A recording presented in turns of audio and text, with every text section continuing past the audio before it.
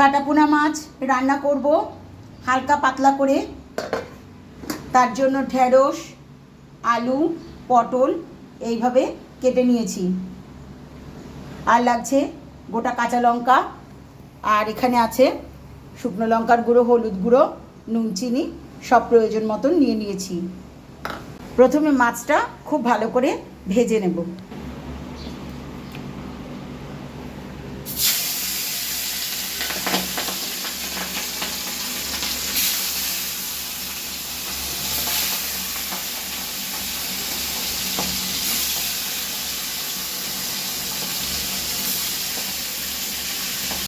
সব মাছ ভালো করে ভেজে নিয়েছি। এবার কালো জিরে ফোড়নে দিলাম।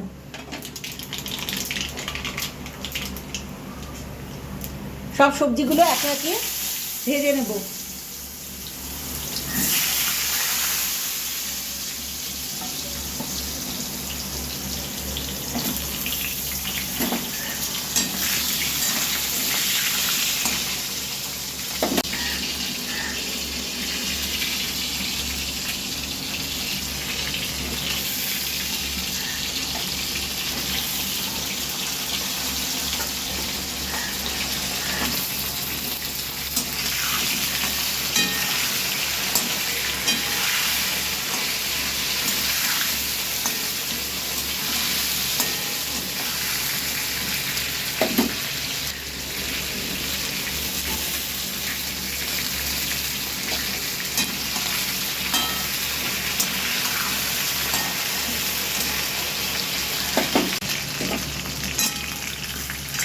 সবজি ভাজা হয়ে গেছে। এবার এখানে লঙ্কার গুঁড়ো, শুকনো লঙ্কার গুঁড়ো, হলুদ গুঁড়ো, নুন, চিনি প্রয়োজন মতন দিয়ে একটু জল দিয়ে যে পেস্টটা তৈরি করে রেখেছি এটা দিয়ে দিচ্ছি।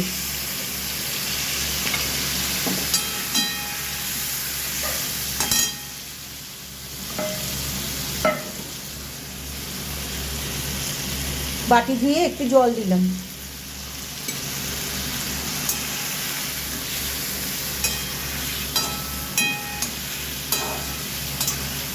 কিছুক্ষণ কষিয়ে নেব।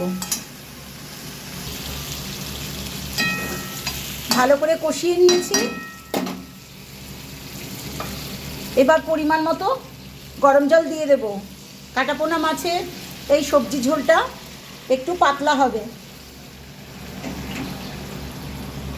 তাই সেই বুঝে পরিমাণ মতো গরম জল দিয়ে দিচ্ছি। ঝোল ফুটে উঠলে ভাজা মাছগুলো দিয়ে দেব।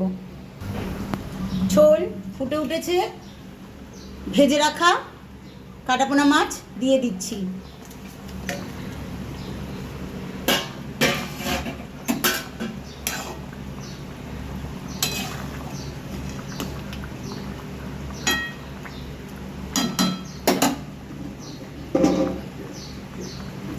গোটা কাঁচা লঙ্কা দিয়ে দিলাম। কিছুক্ষণের জন্য ঢেকে দেব।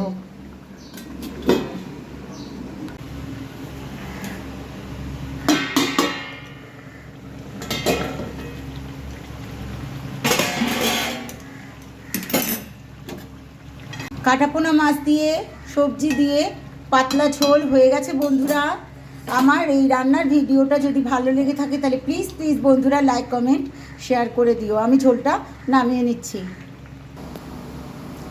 ঠিক আছে বন্ধুরা, সকলে খুব ভালো থেকো, সুস্থ থেকো এই কামনা করি। রাখছি, টাটা।